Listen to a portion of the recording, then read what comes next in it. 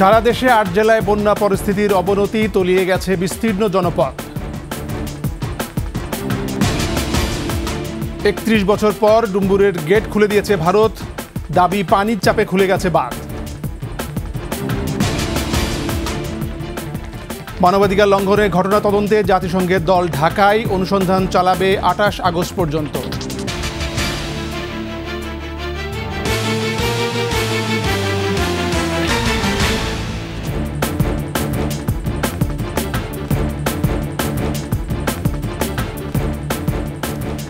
শুনছিলেন first security ইসলামী bank PLC সংবাদ শিরোনাম। আমন্ত্রণ ২১ সংবাদে, সাথে আছি আমি MAG ওসমানী। দর্শক, ২১ টেলিভিশনের সংবাদ একই সাথে সরাসরি দেখতে পাবেন আমাদের ফেসবুক পেজ www.facebook.com/2124 অনলাইনে।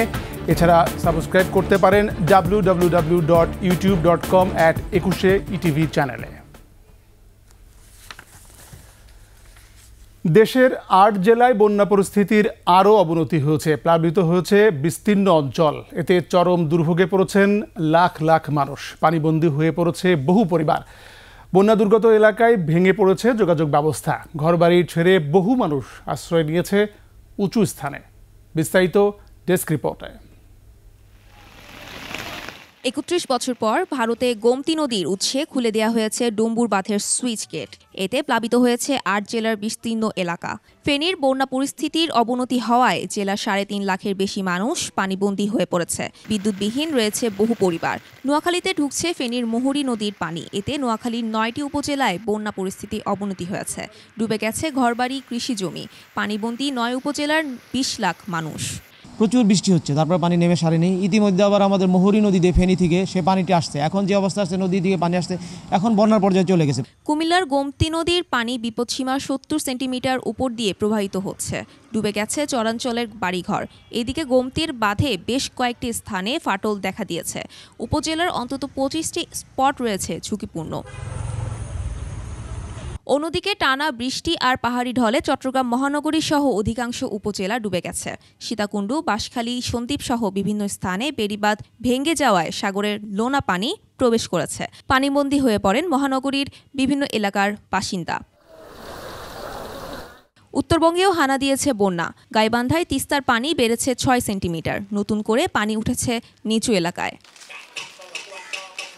অন্যদিকে খাগড়াছড়ির পৌর এলাকা সহ জেলা সদরের বিস্তীর্ণ এলাকা প্লাবিত হয়েছে। খাগড়াছড়ির সাথে দীঘিনালা এবং রাঙ্গামাটির লংদু ও বাঘাইছড়ির সড়ক যোগাযোগ বন্ধ রয়েছে। জেলার অনেক এলাকা রয়েছে বিদ্যুৎহীন। পুরো জেলায় ৯৮টি আশ্রয় কেন্দ্র খোলা হয়েছে। মৌলভীবাজারে বেড়েছে সব নদ নদীর পানি। ধলি নদীর বাঁধ ভেঙে কমলগঞ্জের ইসলামপুর, আদমপুর ও মাধবপুর ইউনিয়নের বিভিন্ন গ্রামে রাস্তাঘাট ও বাড়িঘর ডুবে গেছে। পানি উন্নয়ন বোর্ড বলছে, হবিগঞ্জে নদীর পানি কিছুটা বাড়তে পারে।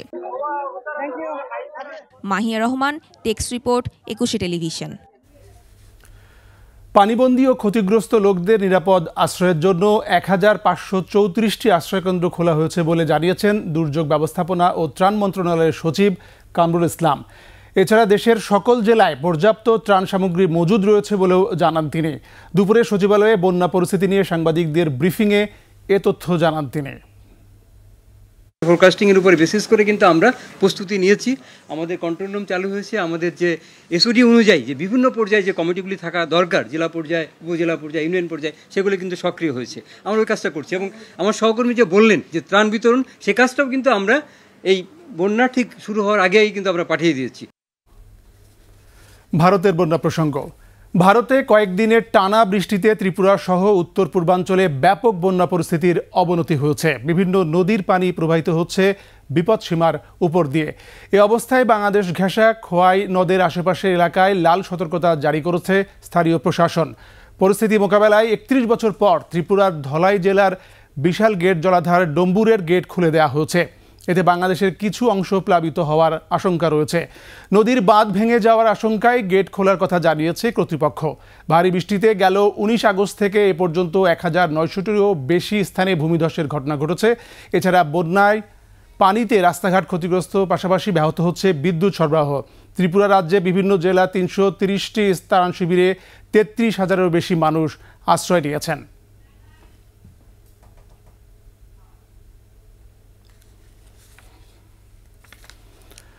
এদিকে ভারত বলছে তারা বাঁধ খুলে দেয়নি, বরং অতিরিক্ত পানির চাপে বাঁধ একা একা খুলে গেছে।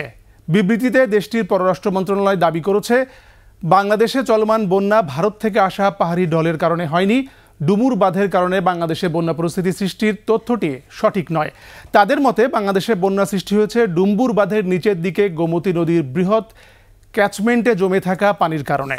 সীমান্ত অঞ্চলে টানা বৃষ্টিতে ভারত ও বাংলাদেশে যে দুর্যোগ তৈরি হয়েছে তা সমাধানে ঘনিষ্ঠ পারস্পরিক সহযোগিতার প্রয়োজন বলে উল্লেখ করেছে ভারত।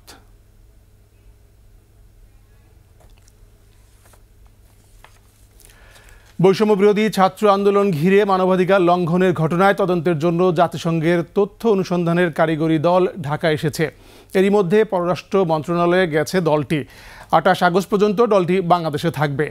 ঢাকা অবস্থানকালে জাতিসংঘের প্রতিনিধি দলটি ঘটনায় সংশ্লিষ্টদের পাশাপাশি অন্তর্বর্তীকালীন সরকারের কয়েকজন উপদেষ্টার সঙ্গেও দেখা করবেন।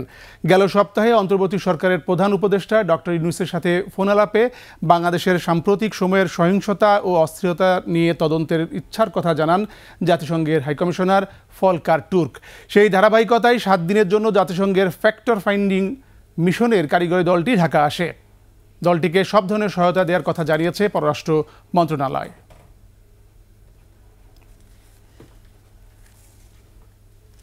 নিচে সংবাদ বিরতি, যখন ফিরছি তখন অন্যান্য খবরের সঙ্গে আরও থাকবে।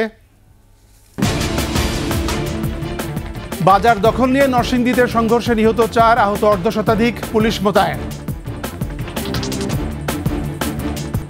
খবর আমন্ত্রণ 21 সংবাদ। বাজার দখল নিয়ে নরসিংদীতে দুই পক্ষের সংঘর্ষে নিহত হয়েছেন 4 জন, আহত হয়েছেন অর্ধশতাধিক। পুলিশ জানায়, শ্রীনগর ইউনিয়নের সাইদাবাদ ও বালুচর এলাকাবাসীর মধ্যে বাজার দখল নিয়ে দীর্ঘদিন ধরে বিরোধ চলছিল। বুধবার রাতে আবারও বাজার দখল নিয়ে দুই পক্ষ অস্ত্র নিয়ে সংঘর্ষ শুরু করে, চলে তা আজ দুপুর পর্যন্ত। সকালে গুলি ও টেটার আঘাতে নিহত হন 4 জন, গুরুতর আহত হন বেশ কয়েকজন। পরিস্থিতির নিয়ন্ত্রণে বিপুল সংখ্যক পুলিশ মোতায়েন করা হয়েছে।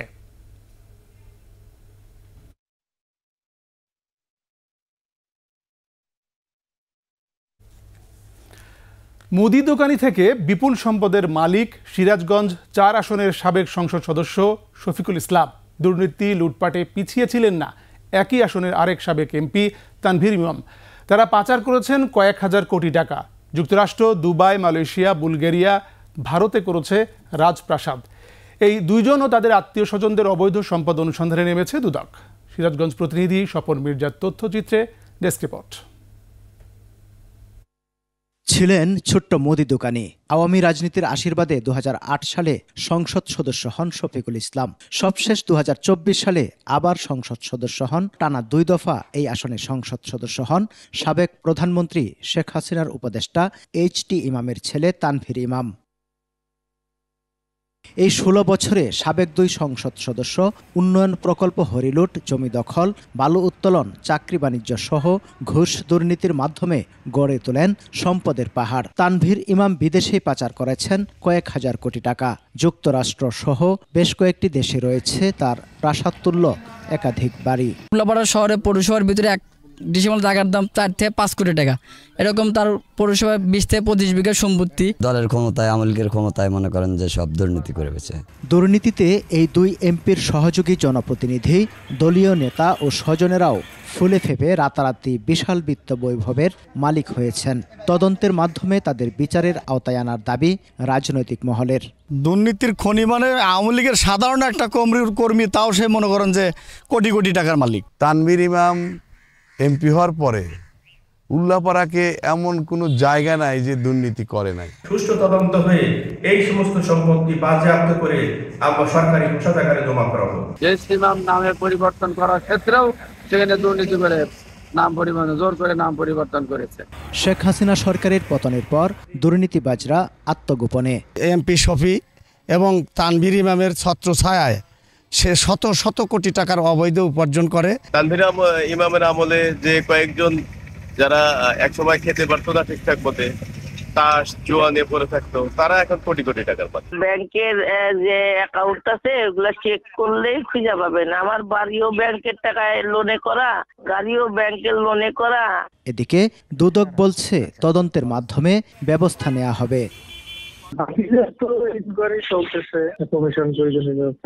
দুর্নীতি ও জুলুমবাজদের আইনের আওতায় এনে দৃষ্টান্তমূলক শাস্তির দাবি সিরাজগঞ্জবাসীর। সমর ইসলাম, ডেস্ক রিপোর্ট, 21 টেলিভিশন। শেষ করছি 21 সংবাদ। যাবার আগে ফার্স্ট সিকিউরিটি ইসলামী ব্যাংক পিএলসি সংবাদ শিরোনামগুলো আরও একবার। সারা দেশে 8 জেলার বন্যা পরিস্থিতির অবনতি, তলিয়ে গেছে বিস্তীর্ণ জনপদ। 31 বছর পর ডুম্বুরের গেট খুলে দিয়েছে ভারত, দাবি পানির চাপে খুলে গেছে বাঁধ। মানবাধিকার লঙ্ঘনের ঘটনা তদন্তে জাতিসংঘের দল ঢাকায়, অনুসন্ধান চালাবে 28 আগস্ট পর্যন্ত।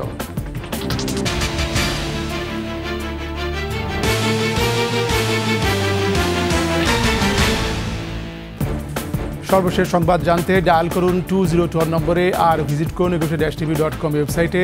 এছাড়া ফেসবুকে ভিজিট করতে পারেন www.facebook.com/ekushe24 অনলাইনে। এছাড়া সাবস্ক্রাইব করতে পারেন www.youtube.com/ekushe-etv চ্যানেলে। এতক্ষণ সঙ্গে থাকার জন্য ধন্যবাদ। পরবর্তী সংবাদ বিকেল 4টা 55 মিনিটে দেখার আমন্ত্রণ রইল। একুশের সাথেই থাকুন।